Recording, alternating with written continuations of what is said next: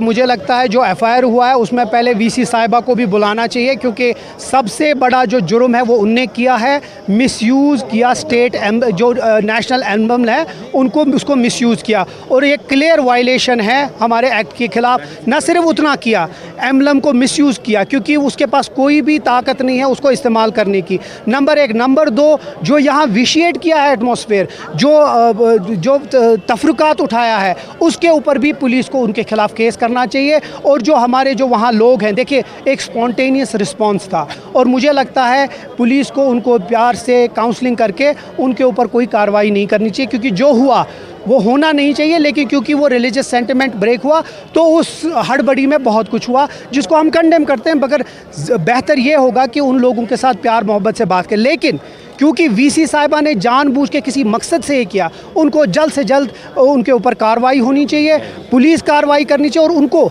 Immediately dismissal करना चाहिए। वही हमें एलजी साहब से मांग। आपके लीडरान का कहना है कि बीजेपी इस मुद्दे को एनकैश करने की कोशिश करेगी बिहार पोल। अफसोस है अगर वो ये करेंगे, और ये इसका मतलब है अगर ये एनकैश करेंगे तो इसका मतलब है ये एक प्लान है।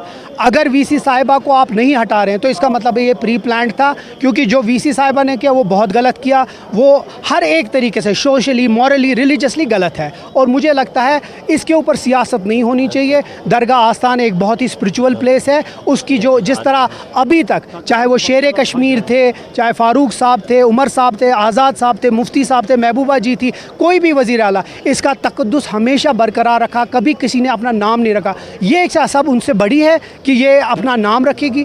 ये दरगाह आस्थान है, इसके इधर लोग आके अपनी मुराद पूरी करवाना चाहते हैं, अपना नमाज़ पढ़ना चाहते हैं, अपना जो दीनी फ़राइज़ है वो पूरा करना चाहते हैं। इसमें नाम कहाँ से? नाम किसी का इस दुनिया में नहीं रहने वाला है, सिर्फ अल्लाह ताला का। मुझे लगता है जो किया है वो बहुत गलत है। लेकिन